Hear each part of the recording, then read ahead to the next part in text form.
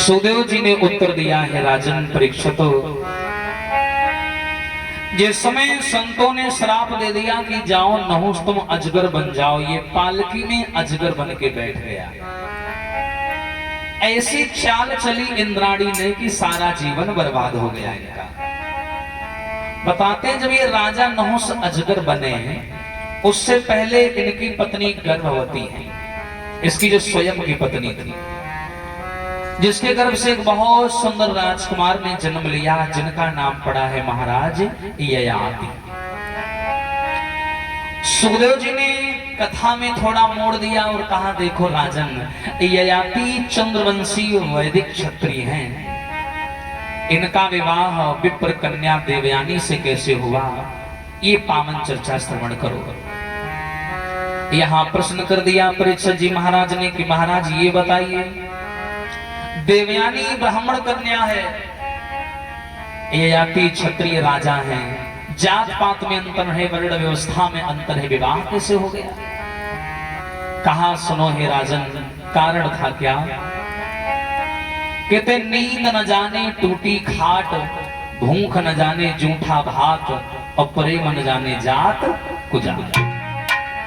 जहां प्रेम बिंदु जुड़ जाता है वहां ये सब चीजें नहीं देखी जाती। प्रमाण ये मिला कि जो देवयानी नाम की कन्या है समाज के लोगों, ये शुक्राचार्य ब्राह्मण की पुत्री थी, और शुक्राचार्य जो हैं ये दैत्यों के कुल पुरोहित हैं, गुरु माने जाते हैं। और ये शुक्राचार्य अपने यहाँ एक संजीवनी पाठशाला खोले थे, ये आने वाले ब्राह्मण के बालकों को योग और आयुर्वेद के बारे में पढ़ाया करते थे। और ये शुक्राचार्य जी रहते किसके यहाँ थे? इनका एक चेला था, दैत्यों का राजा, नाम था बृहस्परवा। इस बृहस्परवा की भी एक कन्या थी जिसका नाम था शर्मिष्ठा। अब प्रमाण ये मिला कि गुरु शुक्राचार्य इसी बृहस्परवा के घर में रहा करते हैं, और बृहस्परवा दैत्यों का राजा है, और उस समय दैत्यों में और देवताओं में चल रहा था युद्ध। तो दैत्यों की ओर से जितने भी सैनिक घायल होते हैं, शुक्राचार्य जी क्या करते थे? अपनी संजीवनी विद्या से उनको ठीक कर दिया करते थे। इसलिए बृहस्परवा इसी लालच के वश गुरु जी को अपने साथ रखता था। लेकिन देवयानी बहुत सुंदर कन्या है, शुक्राचार्य की पुत्री। अच्छा, देवयानी ब्राह्मण कुल में क्यों नहीं ब्याही गई? बताते हैं कि महाराज शुक्राचार्य जी की पाठशाला में एक कच्छ नाम का ब्राह्मण लड़का पढ़ने आता था, कच्छ नाम का। एक दिन की बात की देवयानी ने कच्छ को देखा और कच्छ से कहा कि तुम ऐसा करो, तुम बहुत सुंदर हो, हमसे विवाह कर लो। हाँ, कच्छ ने मना कर दिया, माफ करना, आप हमारे गुरु की पुत्री हो, बहन समान हो, मैं विवाह नहीं करूंगा। देवयानी बोली विवाह नहीं करोगे तो जाओ, मैं तुम्हें श्राप दे रही हूं, आज तक तुमने जितनी विद्याओं का अध्ययन किया है सबकी सब नष्ट हो जाएगा। अब विचार करिए कि ब्राह्मण का सबसे बड़ा धन उसकी विद्या होती है, और विद्या ही नष्ट हो जाए तो बचा क्या उसके पास? जब कच्छ को श्राप मिला, कच्छ रोने लगा। कच्छ ने कहा, अरे भैया ये तूने क्या कर दिया? अरे उल्टा जवानी के मद में आकर के तूने मेरा जीवन बर्बाद कर दिया, मुझे श्राप दे दिया कि मेरी विद्या नष्ट हो जाए। तो जा, मैं भी ब्राह्मण पुत्र तुझे श्राप दे रहा हूं, तूने एक ब्राह्मण बालक का जीवन नष्ट कर दिया, मैं भी तुझे श्राप दे रहा हूं कि तेरा विवाह तो होगा किंतु कोई भी ब्राह्मण तुझसे शादी नहीं करेगा। यही कारण है जो देवयानी का विवाह ब्राह्मण कुल में नहीं हुआ। अब क्षत्रिय कुल में कैसे पहुंच गई, ये सुनते हैं। देवयानी और शर्मिष्ठा सगी सहेलियां हैं, एक ही घर में रहती हैं। एक बार चैत का महीना आया, गर्मी पड़ने लगी, तो शर्मिष्ठा अच्छा राजा की बिटिया है, देवयानी ब्राह्मण की बिटिया। शर्मिष्ठा ने कहा, ओ बहन एक काम करो, चलो सरोवर में स्नान करिए आए, थोड़ा मन बहल जाएगा, घूम आए, चलो चलते हैं। बोली चलो। अब ये दोनों बहनें सरोवर पे आई, तालाब किनारे आई। अभी नादान है, समाज का उतना ज्ञान नहीं था। इन दोनों कन्याओं ने क्या किया, अपने अपने वस्त्र उतारे और नग्न अवस्था में जल में स्नान करने लगी। नग्न अवस्था में और जब ये नग्न अवस्था में स्नान करने लगी, अचानक वहां से नंदी पर बैठे भोले बाबा निकले। और जैसे भोले बाबा निकले, आवाज सुनी तो दोनों लड़कियां जल्दी बल्दी पानी से बाहर निकली और जल्दी बल्दी के चक्कर में एक दूसरे के कपड़ा पहन लिए, एक दूसरे के। अच्छा, एक राजा की बिटिया, एक ब्राह्मण शुक्राचार्य की बिटिया। अब जो राजा की बिटिया थी वो देवयानी पे चिल्लाने लगी, क्यों री तूने मेरे कपड़ा क्यों पहन लिए? देवयानी बोली, बहन भोले बाबा आ गए थे, अगर ऐसी हालत में देख लेते श्राप दे देते, जीवन बर्बाद हो जाता। अब धोखा से हमने पहन लिए, घर चलो दे देंगे। अब शर्मिष्ठा बोली, वो तो सब ठीक है, पर मैं राजा की बिटिया हूं, तू एक भिखारी की बिटिया, तेरी हिम्मत कैसे पड़ गई? राजा की पुत्री के तूने वस्त्र पहन लिए। अरे तेरा पिता शुक्राचार्य मेरे यहाँ रोटी के टुकड़ों पर पलता है, कौवे की भांति आंस लगाए दरवाजे पर बैठा रहता है। ऐसे ऐसे वो भले बुरे शब्द बोलने लगे और आगे बढ़ करके शर्मिष्ठा ने देवयानी के गाल पे तमाचा मार दिया। जैसे तमाचा मारा, नए खून की बिटिया बहाव रहा है, वो भी नहीं दबी, वो भी आगे बढ़ी, उसने भी मार दिया। अब तो भैया दोनों में लड़ाई शुरू। एक पीछे सूखा कुआं बना था, शर्मिष्ठा ने धक्का मारा, सो देवयानी जाकर के उसी कुआं में गिर गई। अब जैसे कुआं में गिरी, शर्मिष्ठा वहां से मुंह बना के चली आई, ये बेचारी कुआं में पड़े पड़े रोती रही। देवयानी जब ये कुआं में पड़े पड़े रोती रही, पूरी रात हो गई, कोई नहीं आया बचाने। मच्छरों ने काटा, भूख प्यास से व्याकुल पूरी रात कुआं में पड़े पड़े रोती रही देवयानी, ब्राह्मण कन्या। सवेरा हुआ, वही चंद्रवंशी राजा ययाति नहुस के लड़का घोड़ा पर सवार होकर के शिकार खेलने के उद्देश्य से जंगल में आए। और जैसे कुआं के नजदीक से घोड़ा निकला, घोड़ा के टापुओं की आवाज कान में पड़ी देवयानी के। अंदर से आवाज लगाई, ए घोड़ा वाले रुक जाओ, मुझे निकालो बाहर, मर जाऊंगी, मुझे मेरे प्राणों को बचा लो, रुक जाओ। ययाति के कान में आवाज पड़ी, चारों ओर देखा, कोई नहीं दिखाई दिया। लौट करके आए, घोड़ा कुआं के पास रोका और रोकने के बाद में घोड़ा से नीचे उतरे, कुआं में झांका, देखा एक कन्या रो रही है। ययाति बोले, घबराओ नहीं, हम तुम्हें मरने नहीं देंगे।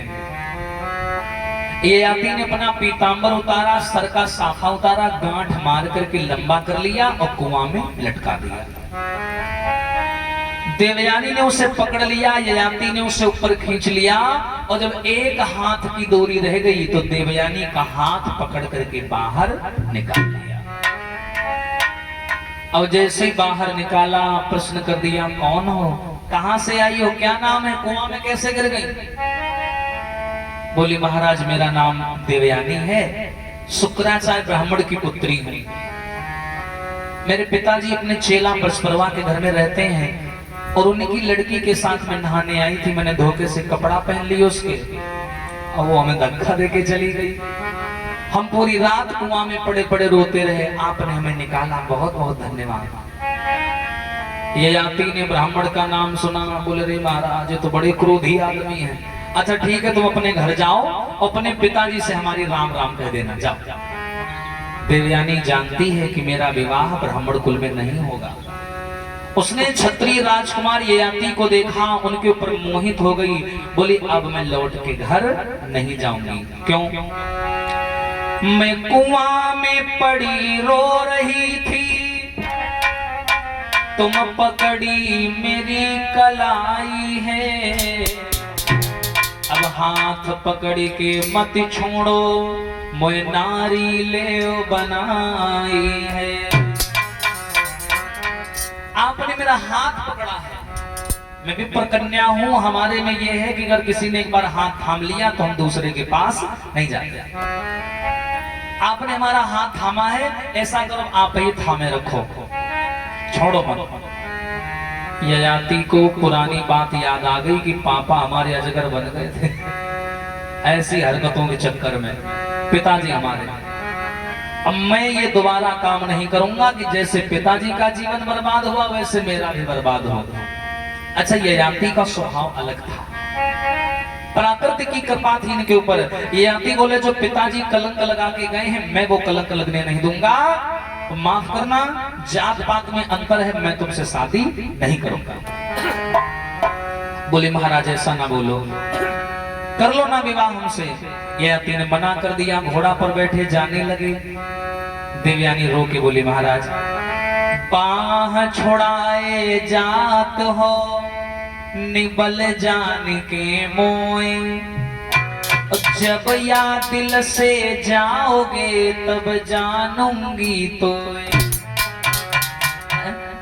तुम हाथ छुड़ा करके तो जा सकते हो, लेकिन हृदय में बसा लिया वहां से थोड़ी चले जाओ। मैं वास्तव में आपसे प्रेम करती हूँ, हमसे विवाह कर लो। विवाह का नाम सुना ये आती डर गए, कहीं ऐसा ना हो शुक्राचार्य को खबर लग जाए और वो नाराज हो जाए, कहीं मुझे श्राप ना दे दे। शुक्राचार्य जी की बात याद आई, डर गए, घोड़ा पर बैठे बोले महारानी तुम जानो तुम्हारे पिताजी जाने, हम शादी वादी नहीं करेंगे, हम तो जाने। ये घोड़ा पर बैठे और चल दिए। बेचारी देवयानी खड़ी खड़ी वही रोती रही और वहां से रोने के बाद में चुपचाप ये घर चली आई। ये आती अपने घर चले गए और जैसे ये घर लौट करके आई शुक्राचार्य जी दरवाजे पर खड़े आंखें बड़ी बड़ी किए। जो देवयानी को देखा डांटा, क्यों इधर आओ, कहां रही तुम पूरी रात। देवयानी पूरी बात बताने लगी, पिताजी तुम्हारे चेला की बिटिया के साथ हम नहाने गए थे, उसके हमने वस्त्र पहन लिए, वो हमें धक्का दे करके चली आई और उसने आपको बहुत गालियां दी। और वो तो कह रही थी कि तेरा पिता मेरे यहाँ रोटी के टुकड़ों पर पलता है, आपको बहुत गालियां दे रही थी। भैया शुक्राचार्य जी ने ये शब्द सुने आग बबूला हो गए। बोले अब मैं यहाँ नहीं रुकूंगा। आवत ही हर से नहीं नैनन नाई सने तुलसी वहां ना जाइए, चाहे कंचन बरसे में। जहां अपना मान सम्मान नहीं है वहां रुकना नहीं चाहिए। अब शुक्राचार्य जान गए कि हमारा यहाँ मान सम्मान नहीं है, हमारे चेला की बिटिया ऐसे से बोलती है, अब मैं यहाँ नहीं रुकूंगा। थरिया लोटा बाल्टी समेटा, बिटिया का हाथ पकड़ा चल दिए। देवयानी बोली पिताजी रहोगे कहाँ, घर तो है नहीं अपने। बोले कोई बात नहीं, भीख मांग के गुजारा कर लूंगा, लेकिन जहां सम्मान ना हो वहां नहीं रुकूंगा।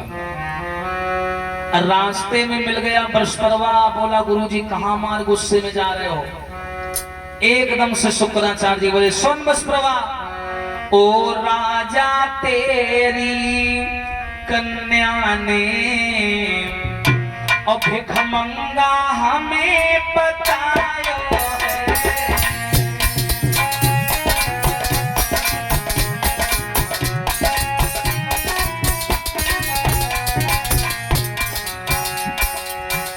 अरे राजा तुझे अभी भान भी नहीं है कि तेरी कन्या ने हमारे साथ में क्या किया, क्या किया। ओ राजा तेरी बिटिया ने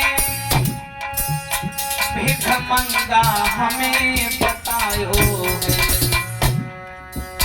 और जानता है तेरी कन्या ने मेरी कन्या को और अंधे कुआं में गिराया।